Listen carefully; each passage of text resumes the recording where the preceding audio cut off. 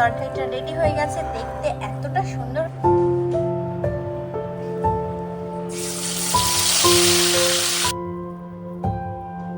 হয়তো খেতে বা দেখতে ভালো লাগবে না। আমি everyone, good morning, welcome back to the channel and welcome back to my new another episode. তবে এখন থেকে এই ব্লগটা স্টার্ট করা যায়। আর এখন যাব হচ্ছে আমি ছাদে অনেক ফ্রেশ ফ্রেশ পুঁই শাক আছে আমাদের, লাস্ট পুঁই শাক গাছের পুঁই শাক। সো ওগুলোকে কিছু কেটে আনবো সোনার হুকুমে। তো আজকে একটা পুঁই শাকের ঘ্যাট বানাবো, তো সেই কারণেই আমি যাচ্ছি ছাদে। আমানকে নিয়ে যাব, সো ওখান থেকে তুলে চচ্চড়ি বানাবো, বুঝেছো? এক সেকেন্ড, কাঁটাটাই তো নিতে ভুলে গেছি। আর এই কাটারটা না সত্যি অনেকটা কাজে দিচ্ছে। এটা দিয়ে আমি মানে ইজিলি কেটে ফেলতে পারি, তো আর এটাকে ইউজ করি সবেতে। আর পুঁই শাকের যে ডান্টি, ওগুলো তো অনেকটা সফট হয়, নাইফ দিয়ে কাটলেও হয়, কিন্তু এটা দিয়ে কাটতে বেশ মজা লাগছে। শুধু পুঁই শাকই নয়, আমার অনেক আগাছা আছে মানে আমাদের ছাদে। আমার লঙ্কা গাছের নিচে, বেগুন গাছের নিচে, ওগুলোকেও সোনা বলেছে কাটিং করতে, তো ওগুলোও করবো। তো সেই কারণে ওটা নিয়ে যাচ্ছি। যে চলো ছাদে যাই, দেন এসে রান্না চালাবো।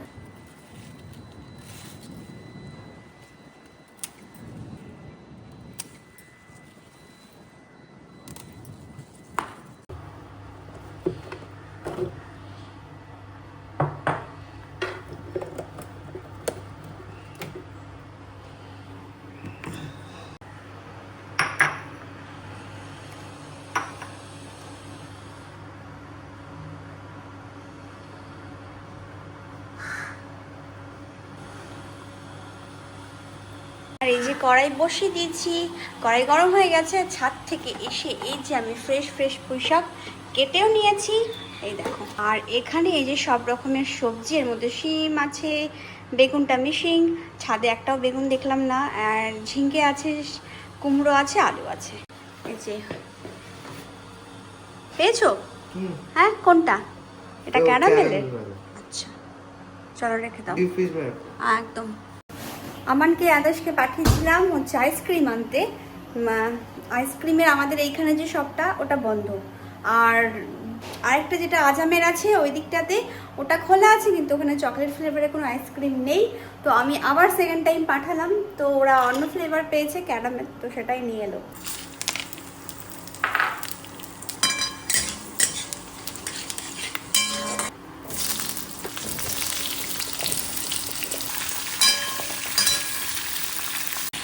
এখানে সব সবজিটা দিয়ে দিয়েছি, তরকারিটা ভালো করে কষুক। আমার দাদা কী করেছে, আমি একরকম কেটেছি ছোটো ছোটো করে, ও এমনভাবে কুমড়ো কেটেছে দেখো, অনেক বড় সাইজের।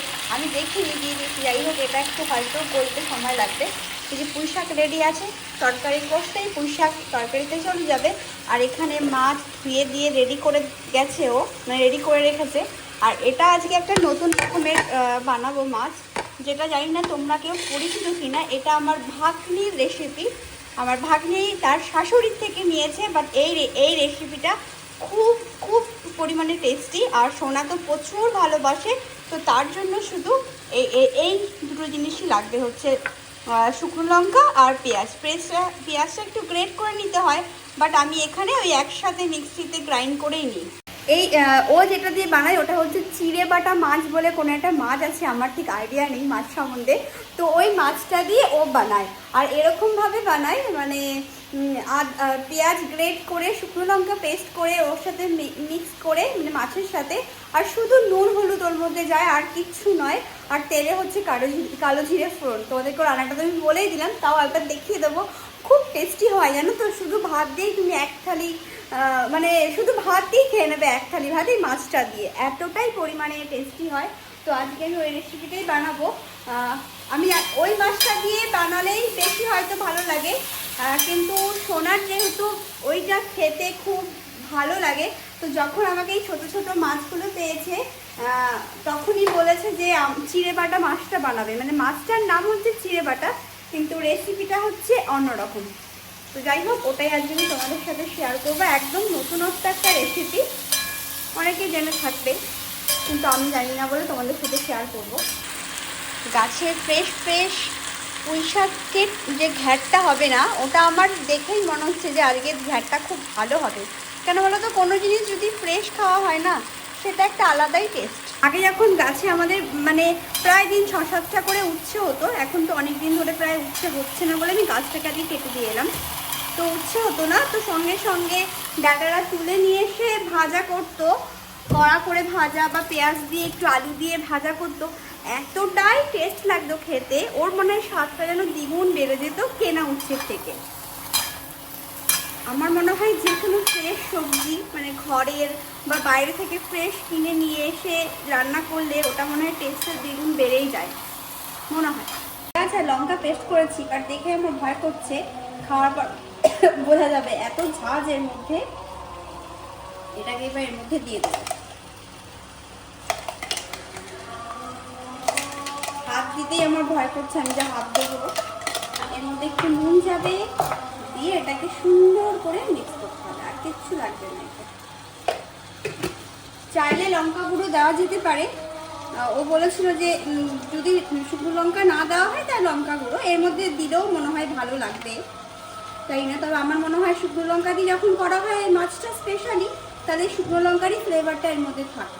আর আমি এক্সট্রা করে লঙ্কা অ্যাড করবো না, শুধু যখন বানাবো তখন একটু 2-4টে কাঁচা লঙ্কা গোটা গোটা রেখে দেবো। তেল দিয়ে দিয়েছি কড়াইতে, এবার একটু কালো জিরে ফোড়ন দেবো এর মধ্যে। একটু ভালো করে কালো জিরেটা গরম হয়ে এলে বাস মাছগুলোকে দিয়ে দেবো, যাতে ফ্লেভারটা এর আগে বেরোয় কালো জিরের। তেলটাকে গরম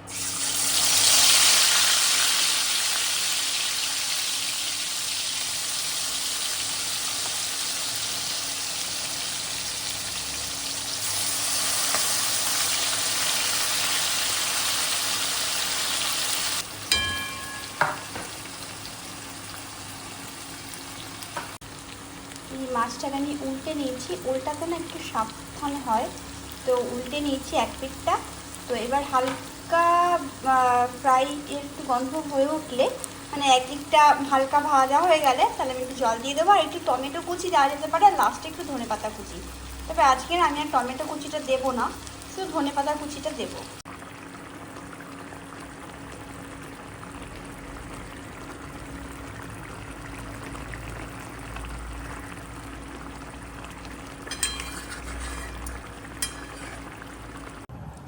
এই যে মাছের তরকারিটা রেডি হয়ে গেছে, দেখতে এতটা সুন্দর হয়েছে। বাবু গন্ধ পাচ্ছিস? কোনো পাচ্ছিস না, সত্যি করে বল, পাচ্ছিস কি পাচ্ছিস না? আর এখানে ওই যে ঘ্যাটটা বানিয়েছিলাম সব কিছু দিয়ে সবজি দিয়ে রেডি। তো আমরা 3জন খেতে বসে পড়েছি। আজ সোনার মিসিং, মানে সোনা নেই, মিটিং আছে বলে লেট করে আসবে। চলো, কেমন হয়েছে বাবু ঘ্যাটটা? তুই তো তুলে আনলি, ভালো হয়েছে? এখানে দেবো লঙ্কা, দেবো দেবো तो आप लौका खाओगे? अच्छा बना है लेकिन नमक थोड़ा कम है।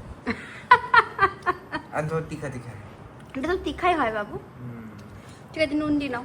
এটা তো বেশ টেস্টি, কিন্তু এই ঝাল, এত ঝাল, আর যদি বা ঝাল না দিলে টেস্ট লাগবেও না। আই থিঙ্ক সো, যেহেতু ঝালের উপরেই এই টেস্টটা আসে, তো সেই কারণেই ঝালটা বেশি করে দিতে হয়। খাওয়া দাওয়া হয়ে গেছে, পেটটা একটু হালকা জ্বলছে, বসছি।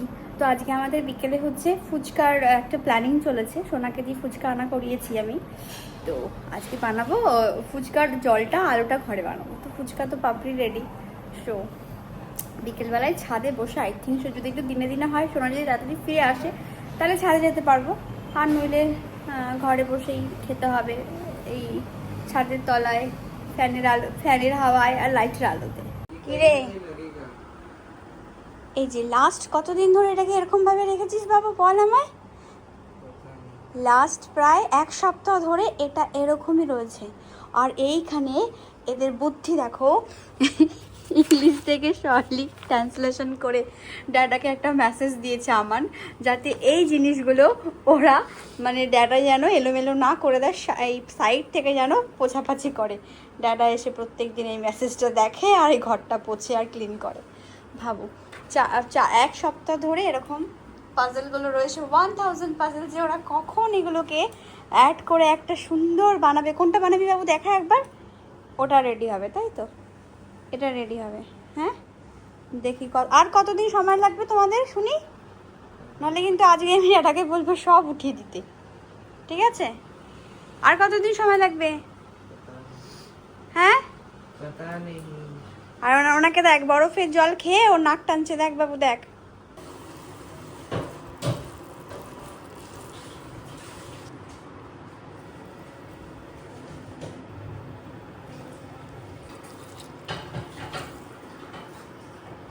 অনেক দিন ধরে আদর্শ সামানের আবদারে আজ বানাচ্ছি হচ্ছে বেক রসগোল্লা। তবে মালাইটা অনেকটা এখনও একটু দুধ আছে, ওটাকে আরেকটু গাঢ় করতে হতো, আমার আর পেশেন্স রইলো না। তো ওভেনে বসিয়ে দিয়েছি, এখানে আমি টাইম দিয়ে দিয়েছি প্রায় আধা ঘন্টার 1 ঘন্টার ওপরে হবে, আর 120 ডিগ্রি টেম্পারেচার। বাবু তোদের পছন্দের একটা খাবার বানানো হচ্ছে, কেন গেস বলো কি? बेक रसगुल्ला। কি?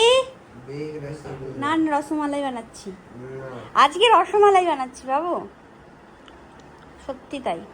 তাড়াতাড়ি রেডি কর, এটা অনেকটা তো হয়ে গেছে। হ্যাঁ এটা তো এই পোর্শনটা তো হয়ে গেছে। ये भी देखिए। হ্যাঁ ওটাও হয়ে গেছে, ये वाला भी है। ওটাও হয়ে গেছে। হ্যাঁ তাড়াতাড়ি করো, আজকের মধ্যে হবে বলে মনে হয়। এত ওটা তো স্প্রেড করে নিয়ে আসো বাবু, এরপর আমাদের লকডাউন লাগবে না, লকডাউনে বসে বসে এগুলোই করবি, ঠিক আছে? আর এখানে চলছে আমার এডিটিংয়ের কাজ, আমি এদিকে কাজ করছি, এদিকে এডিটিংয়ের কাজ করছি। বারবার কিচেনে যাচ্ছি আর বারবার ভুলে যাচ্ছি তেঁতুলটাকে জলে ভেজাতে হবে। ও আর উঠতে পারছি না, এই 5 মিনিট বাদে গিয়ে আবার উঠবো, উঠে গিয়ে তেঁতুলটাকে জলে ভেজাতে হবে। আমাদের চানাগুলো বয়েল হয়ে গেছে, মানে হচ্ছে ঘুগনির যে মটরটা আর কালো ছোলাটা, ওটা আমি ভিজিয়ে সকালবেলায় অলরেডি ওকে হাফ বয়েল করে নিয়েছি। আলু ছোলা হয়ে গেছে, শুধু সেদ্ধ বসাবো। আর এদিকে তেঁতুল জলে ভিজিয়ে তেঁতুলের জলটাকে বানাতে হবে, আলুটাকে ওই পরেই মাখবো যখন খাওয়া হবে। প্রিপারেশন রেডি করছি, এখানে আলুটা একটুখানি ম্যাশ করে নিয়েছি, তার মধ্যে সেদ্ধ লঙ্কা দিয়েছি, কারণ সেদ্ধ লঙ্কা ছাড়া আমার মনে হয় না আলু মাখাটা যাবে। আর এখানে পেঁয়াজ কেটে রাখা হয়েছে, এটা আমি এখন এর মধ্যে দিয়ে দেবো। গন্ধটা যা বেরোচ্ছে না। আর এখানে কিছু ওই ছোলা আর মটর রেখেছিলাম সেদ্ধ করা, অল্প একটু দেবো। এই যে ভাজা মশলার মধ্যে এখানে আছে ওই কি বলে জিরে, ধনে আর হচ্ছে গিয়ে একটু শুকনো লঙ্কা, ব্যাস।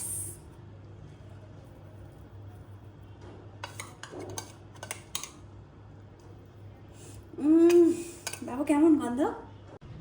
এবার এর মধ্যে অ্যাড করব একটু বিট নুন, অ্যান্ড সাথে একটু যে কুকিং যে নুনটা সেটা অল্প করে অ্যাড করবো।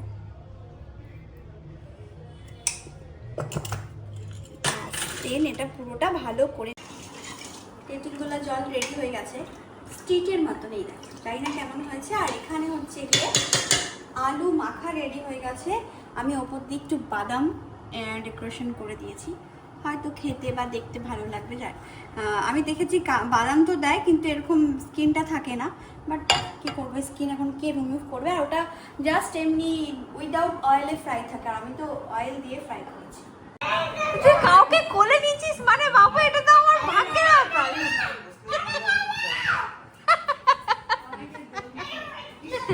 এবার দেখো যাচ্ছে বাবু, নিয়ে দেখ কোথাও না লাগে যাতে আমার মাথায়। ফুচকা কে ভালোবাসে না খাবে? তুমি খাও। আস্তো ফুচকা। বাবু ওই অ্যাঙ্গেল ওই ফুচকা লেলো জলটা মানে সেম ওই দোকানে সেম তুমি নাও, বাট টেস্ট করে আমাকে অনেস্ট রিভিউ দেবে, ওকে? আদের স্বর্ণের থেকে তো নিয়ে, বা তোমাদের থেকে নেবো অনেস্ট রিভিউ। ভ্লগ এন্ড করবো, আর ভ্লগ এন্ড করার সময় হয়ে গেছে। এই জাস্ট পিকিরা চলে এলো, খুব সুন্দর একটা আমরা মোমেন্ট মানে এনজয় করলাম, মানে খুব সুন্দর একটা মোমেন্ট ছিল। সবাই মিলে বেশ সাডেন প্ল্যান করে ফুচকার একটা, আশেপাশে ঘর থাকলে না এরকম হয় জানো তো, বিদেশের বাইরে যেটা আমরা নাইজেরিয়াতে করে এসেছি, মানে প্রায় দিন আমাদের পার্টি শার্টি মিট আপ কিছু না কিছু চলতো, যেটা এখানে অত হয়ে ওঠে না প্রত্যেক সপ্তাহে। কিন্তু বেশ ভালো লাগলো, প্রীতিরা এলো, বেশ একটা সময়কে আমরা এনজয় করলাম, কিছুক্ষণ গল্প করলাম, পানি মানে ফুচকা খেলাম, ফুচকা খেলাম, বেশ ভালো লাগলো। তো ওরা গেল, এই যে আমরা একটু নিচ থেকে হেঁটে এলাম, দিয়ে এখন ফ্রেশ হয়ে শুতে যাব। তো চলো ভ্লগটা এখানেই শেষ করছি, আবার দেখা হবে নেক্সট একটা ভ্লগের সাথে। সবাই ভালো থেকো, সুস্থ থেকো। So good night, take care and bye by.